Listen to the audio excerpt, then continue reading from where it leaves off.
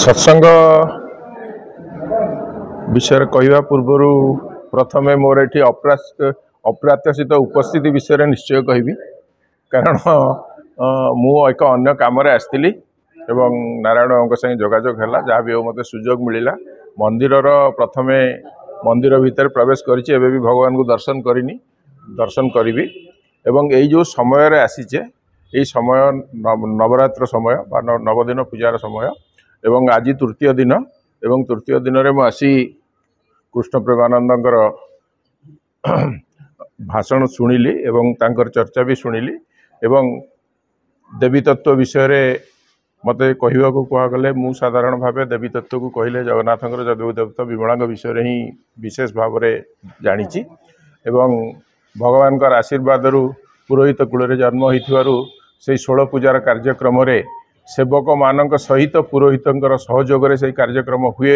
एवं से विशेषता जो मुझे पूजा सहित विशेष भाव में संश्लिष्ट तेणु विमला परंपरा आउ गोटे समय विशेषता अच्छी सेटा हूँ शाक्त गुंडीचा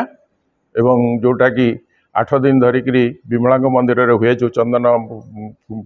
मंडप अच्छी एवं आउ 8 दिन नारायणी मंदिर हुए एवं जो कार्यक्रम गत 3 दिन है नारायणी मंदिर चली एवं जो थे एकाठी जगन्नाथ और दुर्गा रुंधा ही तांकर कार्यक्रम हुए से पुरी गोटे स्वतंत्र परंपरा अच्छी से दुर्गा माधव परंपरा एवं जो परंपरा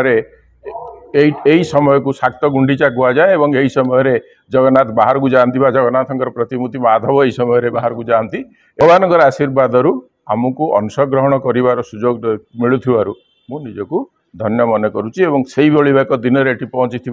निश्चित भाव में आध्यात्मिक दृष्टिकोण महत्वपूर्ण दिन बोली ग्रहण करुच्ची। आदिशक्ति चैरिटेबल ट्रस्ट तरफ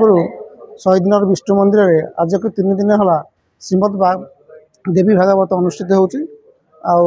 कृष्ण प्रेमानंद सरस्वती विशद भाव में माँ विषय प्रवचन दौरान तेणु मु अनुरोध करुच्ची समस्ते आसतु शहीदनगर तथा आम भुवनेश्वर बासिंदा मैंने आसतु ये प्रवचन शुणु और माँ विषय जानतु या बहुत भल उपदेश मिलूँ तेणु समस्त रिक्वेस्ट अनुरोध समस्ते आसी योगदान करूँ। शक्ति चैरिटेबल ट्रस्ट जड़े सदस्य व कार्यकर्ता माँ जो 3 दिन है कार्यक्रम चलती माँ जो भागवत कथा आमको बहुत आनंद लगुच प्रति वर्ष यहाँ हुए ए वर्ष भी हो आज की 2 दिन तृतीय दिन आज कार्यक्रम चलती माँ जो आलोचना भागवत जो बाणी शुणा आम मन भितर बहुत आग्रह उद्दीपन होगुड़ाक शुणा द्वारा आत्मार सद्गति परिवार और समाजर मंगलपाई ये सब कार्यक्रम हुए तेणु जो कहले आमर महापुत्र सार जे अष्टमी रु अष्टमी 16 थर यहाँ पूजा हुए कि नवमी हुए ना कि नवमी से आड करा माने कर जोड़ी किंतु यहाँ बहुत सुंदर कथा माँ बहुत कथा तो जानवर अच्छी आमर तो ज्ञान एत ना माँ विषय से तो माँ जेहेतु आम पुत्र सन्तान तेणु माँ ये कार्यक्रम प्रति वर्ष एमती हुए एमती हवा दरकार ये सब जिन अध्याय जाना दरकार ये मुझे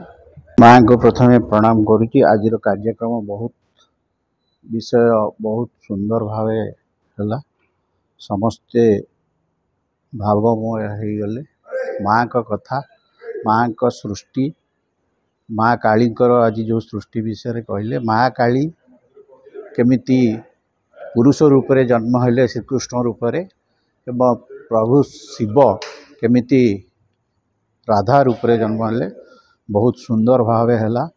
मोर अनुरोध भुवनेश्वरवासी को जे आपण मैंने आसिकी ये जो देवी भागवत आपण को एते भल लगे आपण आसतु शुणु नुआ भल लगे तेणु ये जो जिनसटी होटा हुए तो आउ कौटी हो पार कि न हो पार मुझे प्रभुकर जहाँ इच्छा माँ जहाँ इच्छा ये जो सुंदर व्यवस्था भितर ये वर्षा बाहर भितर घर भितर कराई तेणु समस्ते यार सुजोग नियंतु माँ को कृपा लाभ करंतु।